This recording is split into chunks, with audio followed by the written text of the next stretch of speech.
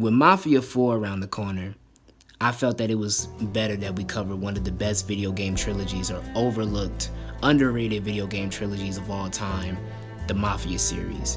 And one of those games that I'm choosing to cover, because nobody else really wants to cover it like that, because of the foul language and the racism and all the stereotypes that's involved in the game, is Mafia 3. Now, for those who are new to the channel, make sure you hit the like button, subscribe, share, comment, all that good stuff. And for those who are not new, then you already know you're good, you're subscribed, you're good, so I don't have to hurt you. But if you're tuning in and you don't subscribe or you don't like the video, then we're gonna have to have some problems, okay? We're gonna have to have some problems. But I am gonna leave the link to my other channel in the description. But today we're going to be talking about the man other than himself, the main protagonist of Mafia 3, the Vietnam War veteran who started his own criminal empire while seeking revenge after the Marcano crime family, after they done him wrong as well as his people wrong. We're talking about the man himself, Lincoln Robinson, aka Jackknife Johnson, aka Godzilla, aka Who Dat Boy. We talking about the man himself, the one-man band, the army man himself, Lincoln Clay. Lincoln Clay was born in January of 1945. His mother was Dominican, and his then mentor, Father James, believes his father was an Italian, but very little else is known about his mother or his father. But it is documented that his mother abandoned him in 1947, where he came into the care of the St. Michel's orphanage in the French ward of New Bordeaux. That is where he would meet his then mentor, Father James. Father James had just come in from the war from years prior, had came in to help the young boys in the orphanage as they were all looking for a home. And Father James himself kept an eye on Lincoln until the time the orphanage closed down in 1958. And that would be the time where Lincoln would be taken in by black mob leader of New Bordeaux, Sammy Robinson, and his then lovely wife, Perla, along with their biological son, Ellis, who all became like family to him during a time where he was searching for family.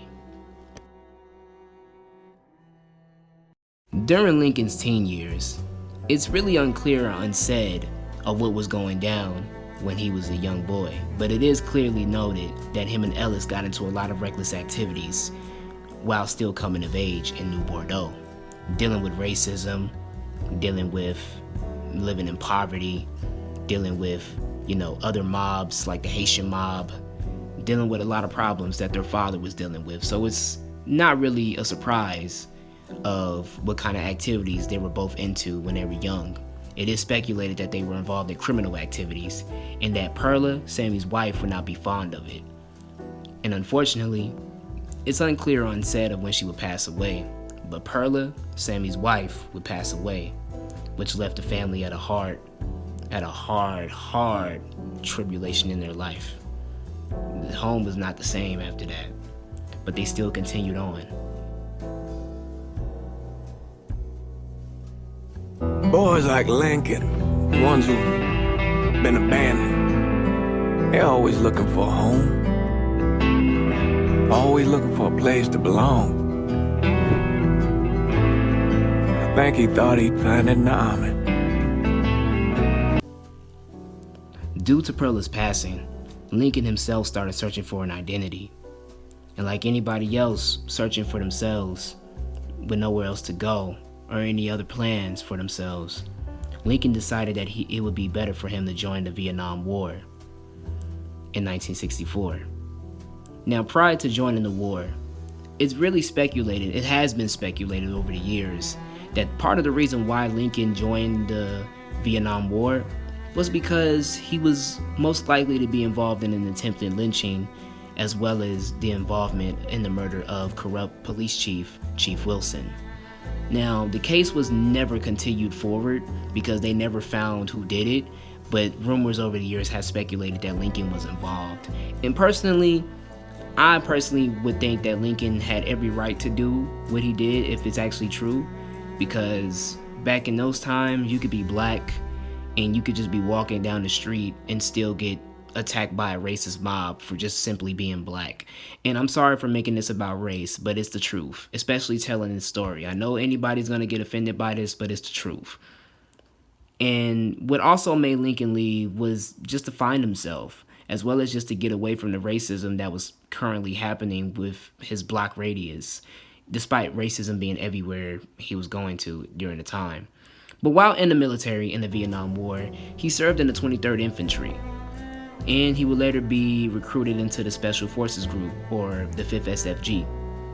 In April of 1966, he was then assigned to a covert operation where he would then meet CIA operative John Donovan.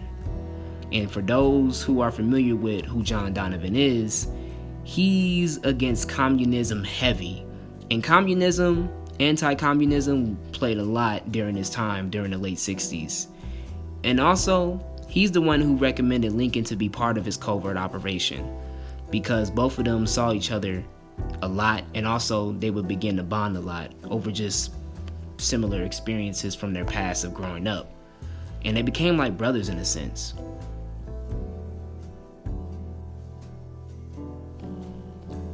Due to his time in the Army, Lincoln became very proficient with a variety of military-grade firearms, from explosives, like machine guns, grenade launchers, hell, even being an expert in stealth tactics and infiltration, quietly sneaking up on his enemies undetected before ever finishing them off. And he was also, like men of the time, trained in psychological warfare, and it would be displayed by how he would finish off his victims. He would leave their corpses outside of a public area to spread the fear among his enemies. And Donovan mentions that Lincoln learned such tactics from their time with the CIA. So Lincoln was literally a one-man band, an unstoppable force. It's hard to explain what it's like coming home from war. Elation, fear, guilt.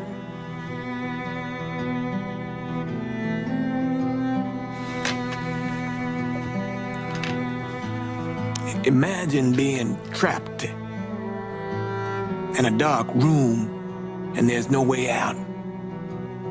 And every fear, every nightmare you ever had is in that room with you. And there's no escape from any of it. And then one day, a door opens and you're free to go. Just like that.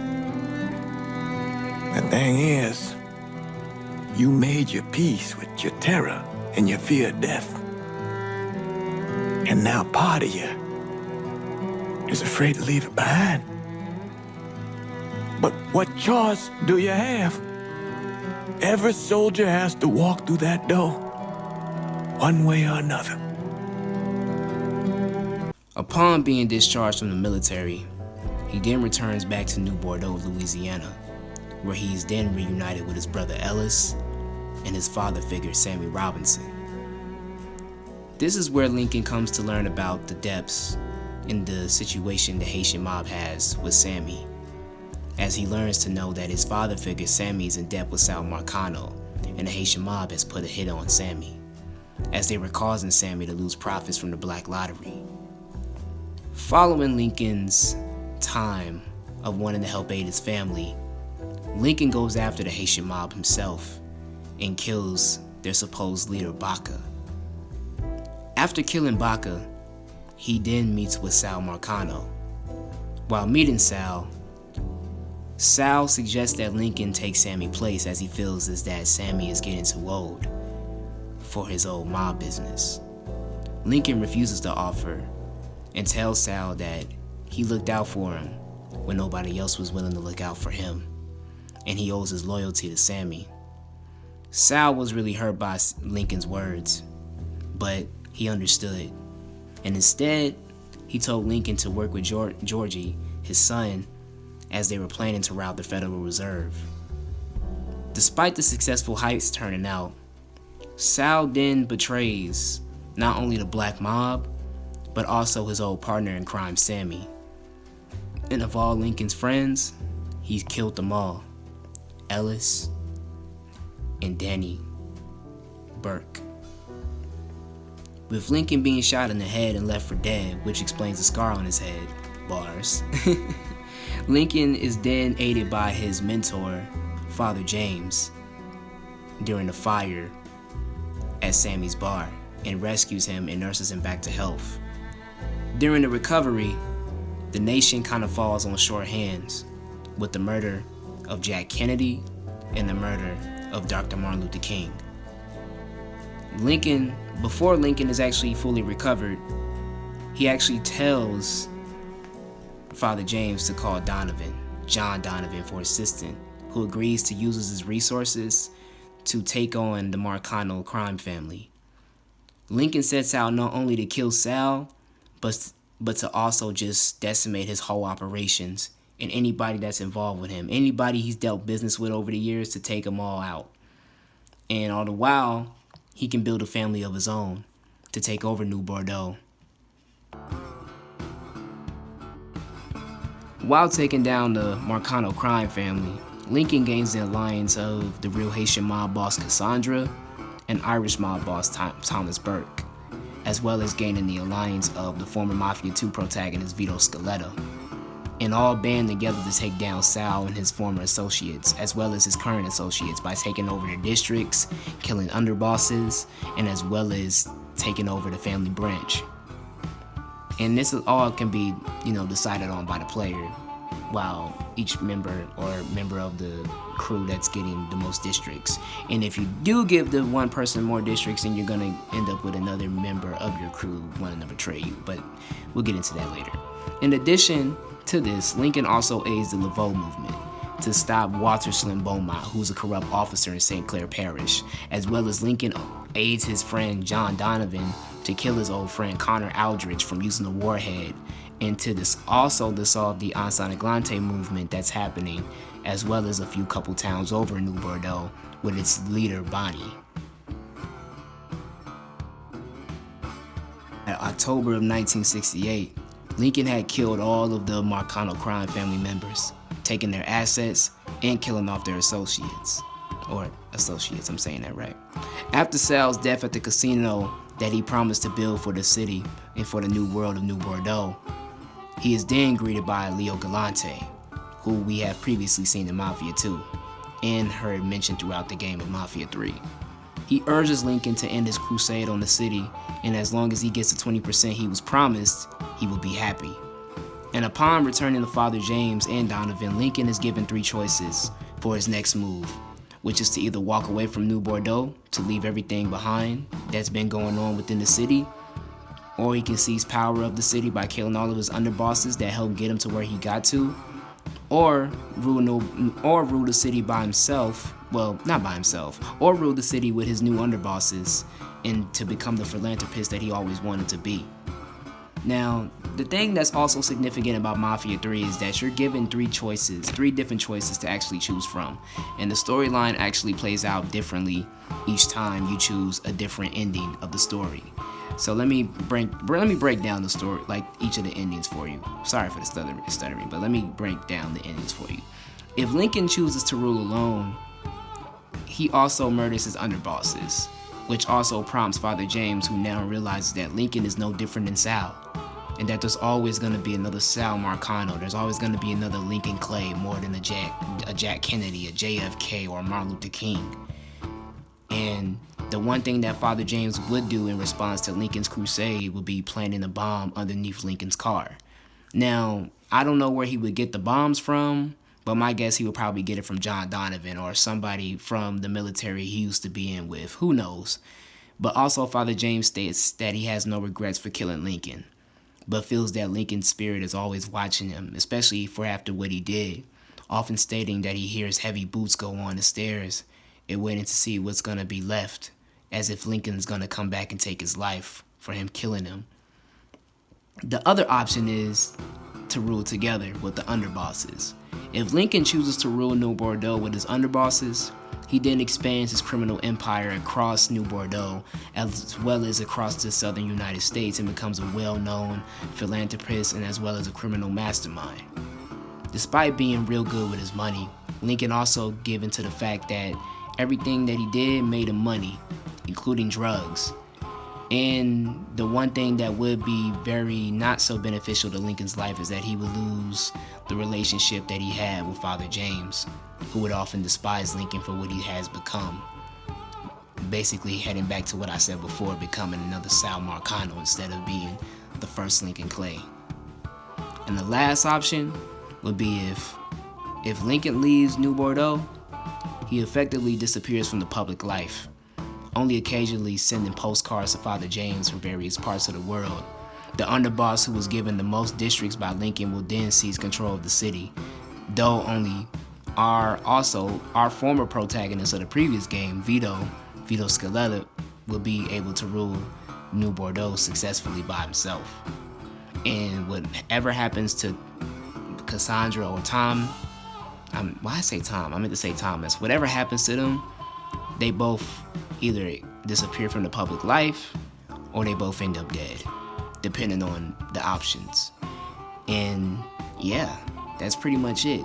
But Lincoln Clay overall is really one of my favorite protagonists because he's actually somebody who's against the mob. But it also does go to show you how much the mob can have an influence on you even while you're taking down the mob. And it goes to show you that you could be no different from the person you're trying to kill or seek revenge upon. But overall, Mafia 3 is to me one of the best video games that's ever been made. And if you never played it before or seen the story mode for it, make sure you go look it up online. And like I said before, if you're new to the channel, make sure you subscribe, hit that like button, and share and comment, because if not, we're gonna have a serious problem. Yeah, it's gonna be a real serious problem. I'm gonna call Weebay, I'm gonna call Omar, I'm gonna call Bodie, Brother Mozone. I'm gonna call everybody if you do not subscribe to my channel. But it's okay. We're not trying to seek violence, especially upon it being Saturday before Sunday. We're not trying to seek violence on the day before Sunday. Maybe on a Friday or Monday and Tuesday, Wednesday, and Thursday. But anything in the weekend, we're trying to keep it peaceful.